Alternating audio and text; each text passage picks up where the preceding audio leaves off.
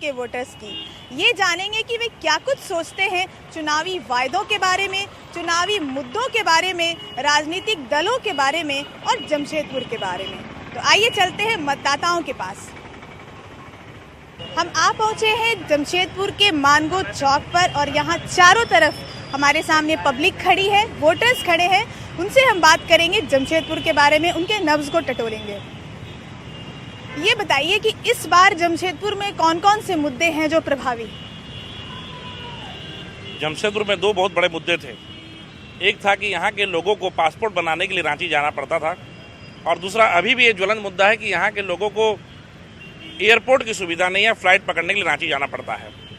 लेकिन ये दोनों मुद्दे को यहाँ के जो सांसद वर्तमान में विद्युत ब्रह्मतो जी, जिन पर पार्टी ने भी फिर से भरोसा जिताया है, ये दोनों मुद्दों में अपना काम करने का काम किया है।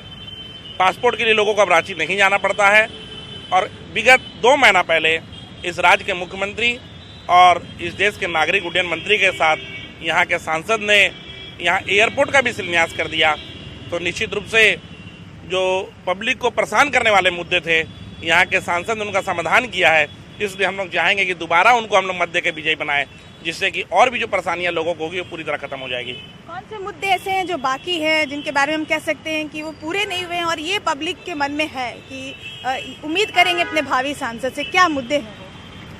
हमारे शहर का सर्वमुखी विकास किया हमारे सांसद जी ने, और फिर भी शहर का कुछ तो विकास हमेशा जो निरंतर होते रहना चाहिए। उसके तहत हम लोग देख रहे हैं कि हम लोग के मानगो क्षेत्र का हम बात करें तो एक महिला विश्वविद्यालय का डिमांड रहेगा, महिला कॉलेज का और महिला स्कूल का, जो कि हमारे मानगो क्षेत्र में नहीं है।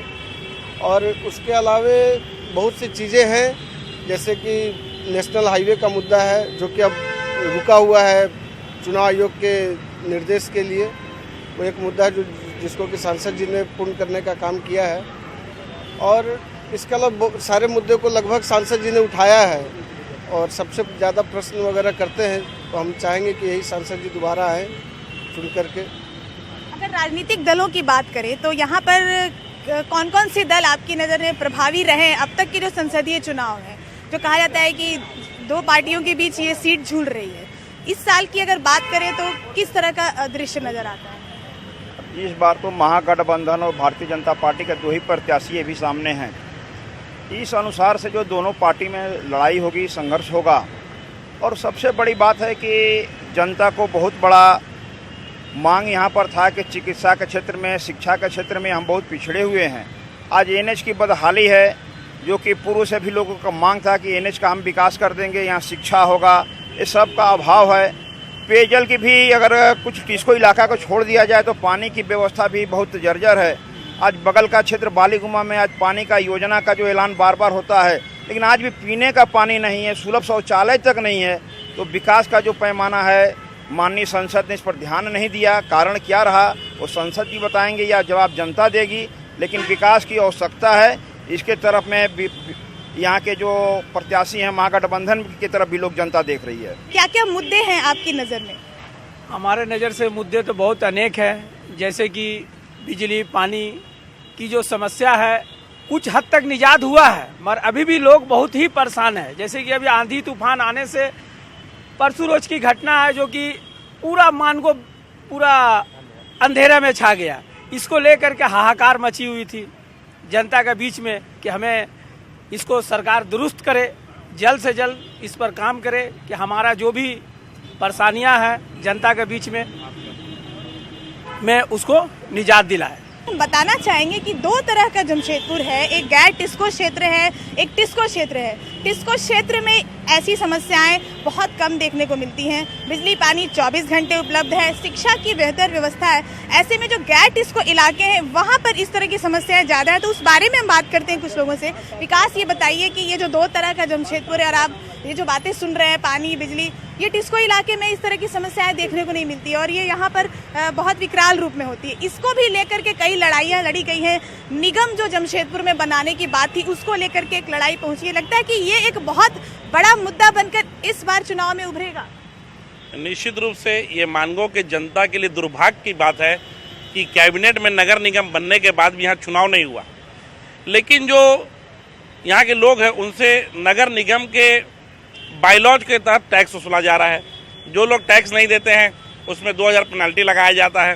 पिछले कुछ दिनों से उनमें 12.5% और फाइन के रूप में लिया जा रहा है। तो लोग यहाँ के लोग ठगे हुए महसूस कर रहे हैं। नगर निगम का जो लगाम है वो दे रहे हैं, लेकिन उसका लाभ चूंकि यहाँ चुनाव नहीं हुआ इसलिए लोगों को नहीं मिल रहा है। इसलिए यहाँ के लोग निश्चित रूप से प्रयासरत है कि अगर यहाँ चुनाव हो जाता, यहाँ नगर निगम से लोग हर वार्ड से हर यहाँ का मेयर डिप्टी मेयर चुन के आते, तो बेहताशा पैसा जो बगल में आदितपुर चाहे अन्य क्षेत्रों में जहाँ चुनाव वहाँ मिलता, तो यहाँ का क्षेत्र का संपूर्ण विकास होता।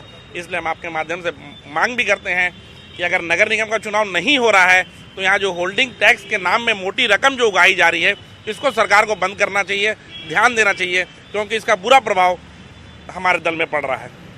कुछ लोग पीछे खड़े हैं उनसे या बगल में खड़े उनसे हम बात करते हैं। कुछ मुद्दे बताइए जो आपके हिसाब से इस बार चुनाव में उभर कर सामने आएंगे। इस बार हमारे सांसद के द्वारा या राष्ट्रीय सरकार के द्वारा कुछ ऐसे काम हुए हैं और कुछ काम बाकी हैं करने का। जैसे जुगसराई में एक अटक था, जो अक्सर जाम था, व्यापारियों का गढ़ है, बिजनेस का सेंटर जमशेदपुर का, वहाँ पर फ्लाईओवर का निर्माण हुआ।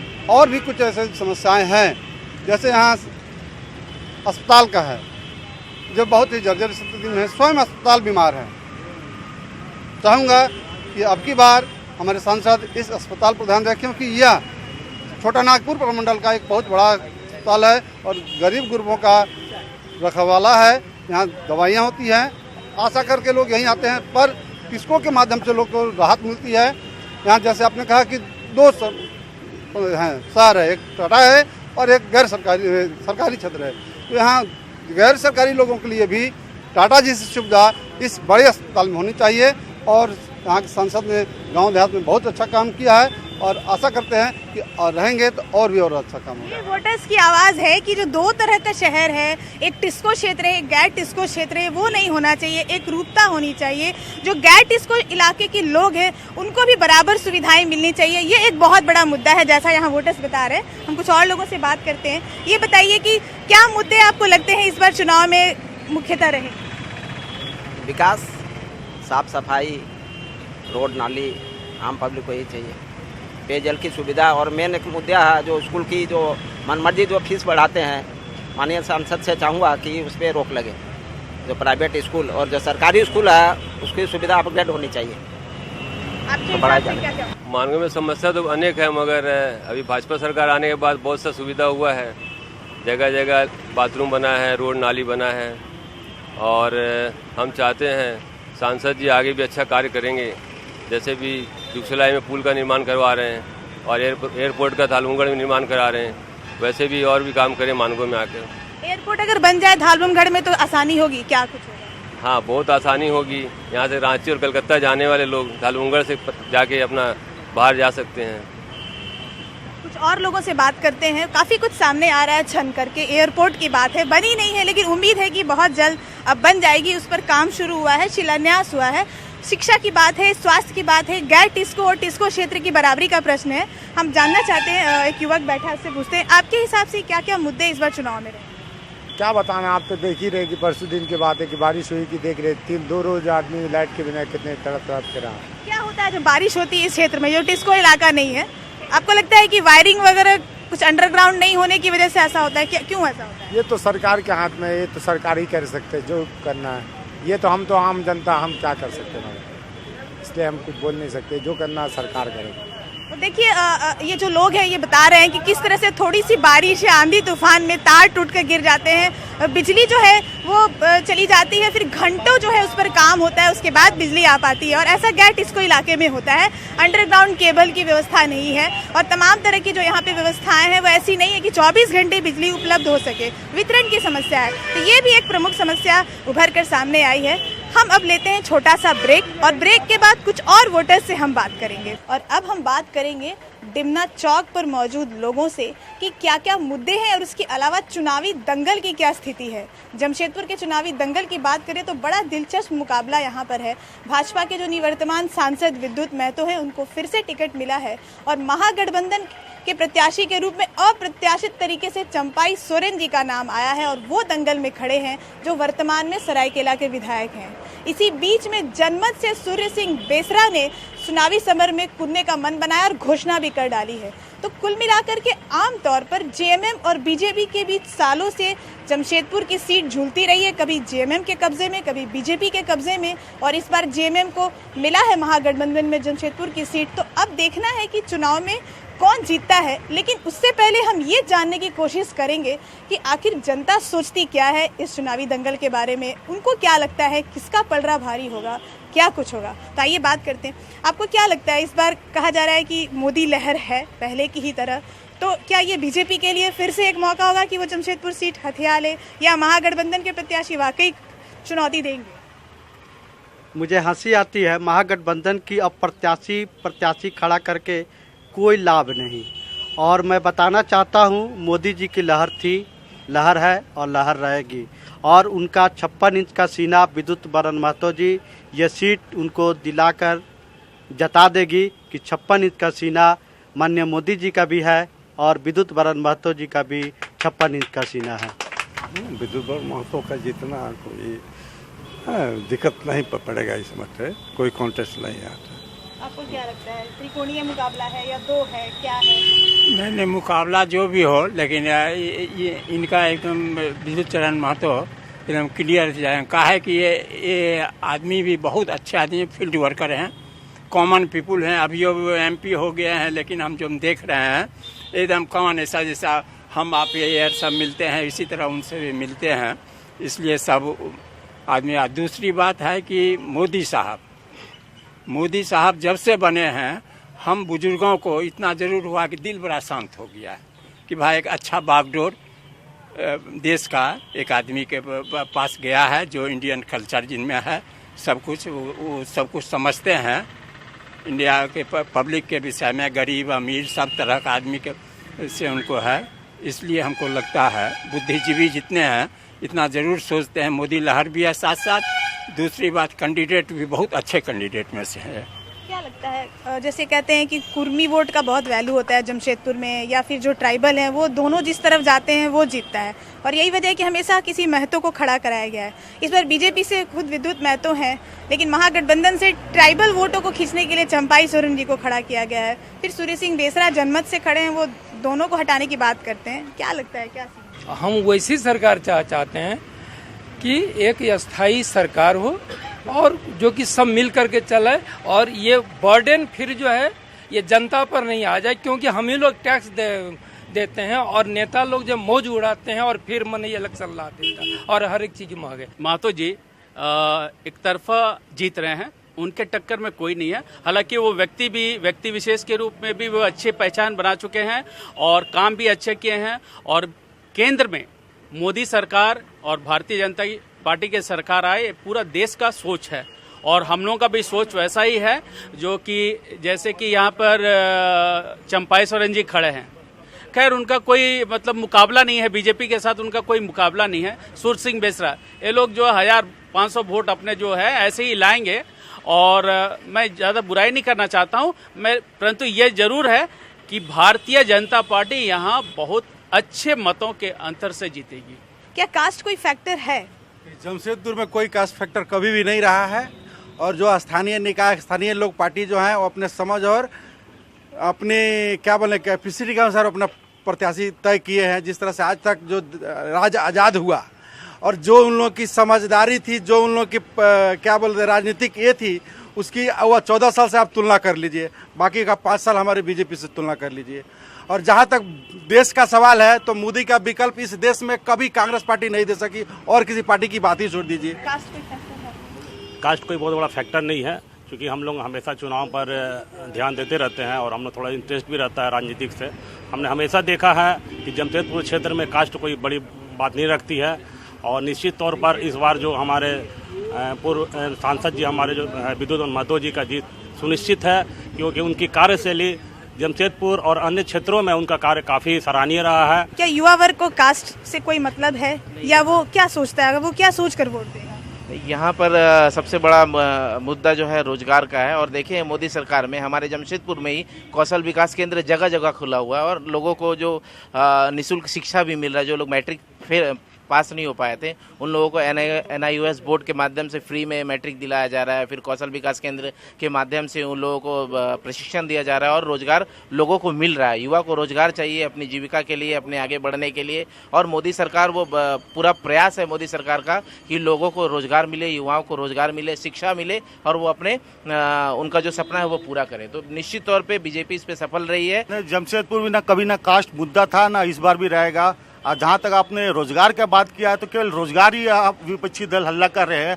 आप अगर सरकारी आंकड़ा लास्ट टाइम का देखेंगे तो काफ़ी प्रतिशत अधिक है। आप जो हम लोग का नेशनल रोजगार आंकड़ा काफ़ी अधिक है, विपक्षी द्वारा दुष्प्रचार किया जा रहा है। और इसके मैं एक बात और बोलना चाहता हूँ, केवल रोजगार के विषय में बोला जा रहा है। यहाँ बस हमारी सरकार ने मुद्रा लोन इतना अच्छा तरीका से लागू किया कि आज कोई भी प्राइवेट आदमी बैंक में बहुत आसान प्रक्रिया द्वारा लोन प्राप्त करके अपना बिजनेस खड़ा करके काफी कामयाब इंसान आज बन सकता है। महागठबंधन में अंतिम मोमेंट में प्रत्याशी उतारा गया चंपाई सोरेन जी को, तो ट्राइबल वोट, क्या लगता है कि ट्राइबल वोट को ध्यान में रखकर ऐसा किया गया और इसका कोई असर पड़ेगा?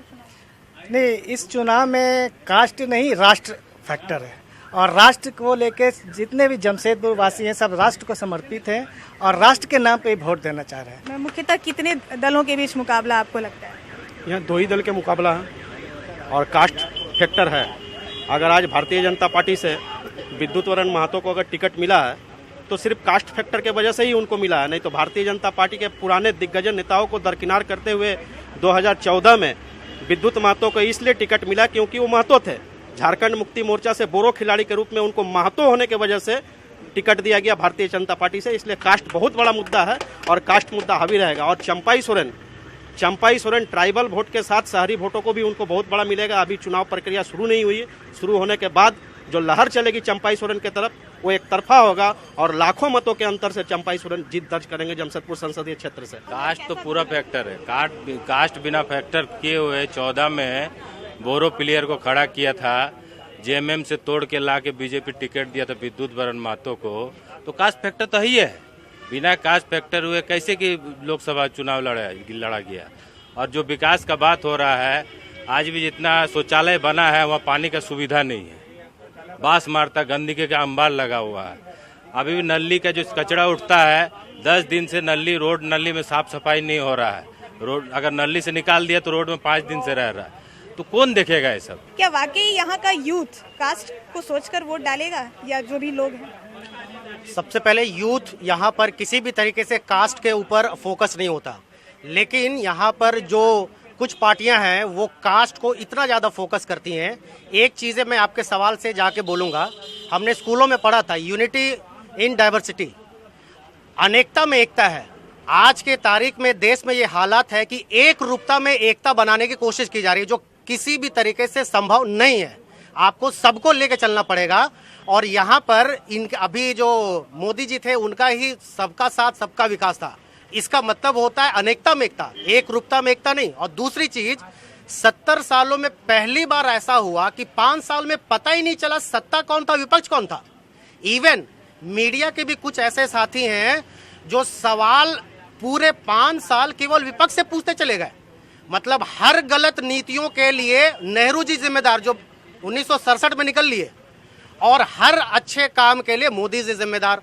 और 70 साल में पहली बार इतना बुरा दौर आया, ये भारत की सेना नहीं रही, ये मोदी की सेना बन गई है कि ये प्राइवेटाइजेशन होता चला जा रहा है। जो इंडियन आर्मी है, हर एक देशवासी को अपने सेना पे फक्र होता है।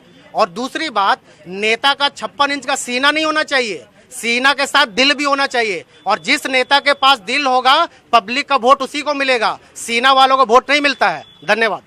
आज पूरे वर्ल्ड में जो हमारा सम्मान बढ़ा है, मोदी जी के कारण ही बढ़ा है। पूरे वर्ल्ड में हर एक जगह, पहले भारत के प्रधानमंत्री से कोई बात नहीं करना चाहते थे, डिनाई करते थे। आज भारत प्रधानमंत्री को स्वागत के लिए विद फैमिली हर एक देश के राष्ट्रपति प्रधानमंत्री जाते हैं। जमशेदपुर में ये फैक्टर कार्य करेगा? जी करेगा।